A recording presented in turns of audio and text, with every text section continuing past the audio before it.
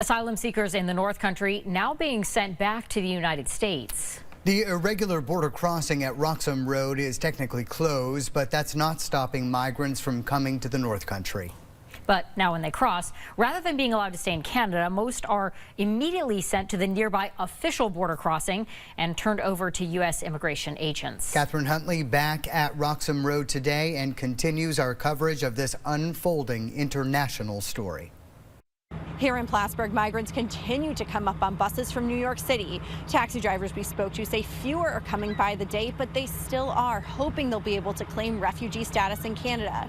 However, the Canadians are no longer allowing them to do that and instead are sending them back to the United States. Still, the buses from New York City continue to arrive in Plattsburgh. This one Monday afternoon had about half a dozen people headed for Roxham Road, including this man from Afghanistan who was confident he'd be allowed to stay in Canada.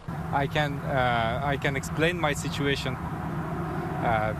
United States and also Canada is democratic countries, so I think we can do it. Even with these latest arrivals, traffic at Roxham Road has slowed from the 150 to 250 people a day in recent months. This was the scene at midnight on Friday evening when the irregular border crossing was officially closed to asylum seekers after 6 years. The remnants of people still remain in the form of cell phones and other discarded goods, but fewer migrants. I'm glad it's relief. It's quieter.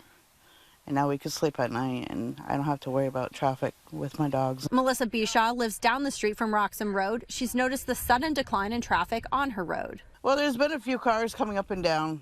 Some people are being dropped off. Some did get turned away. Where they went, I have no idea. But yeah, it's slowed down and it's quieter. Canadian Border Patrol shared with us early Saturday morning that once migrants cross into Canada, they are bused to the I-87 Champlain official border crossing, but no official word on what happens after that. North Country Assemblyman Billy Jones is frustrated with the lack of communication. We do not know what the plan is as locals. This is strictly a federal issue. I agree, and I know that. But it becomes a local issue when we possibly could have several hundreds of migrants and asylum seekers stuck in the North Country. Here at the border, taxi drivers tell me they've been getting calls from Border Patrol asking them to pick up migrants who have been denied entry to Canada. Once picking them up, they're driving migrants back down to Plattsburgh, but they've even had to drive people as far as Burlington, Albany, or New York City. And local officials say they're requesting federal funds if they're expected to take care of the people who are not allowed into Canada.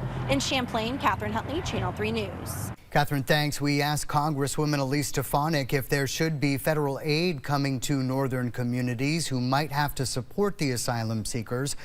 She did not answer that question, but instead expressed her frustration with the Biden administration and the illegal migrants who are coming into New York from Canada. She says, in part, it is past time to end the taxpayer-funded bus trips of illegals through New York's 21st district that are incentivizing illegal immigration, and the Biden administration must uphold the law and send a clear signal by securing our borders.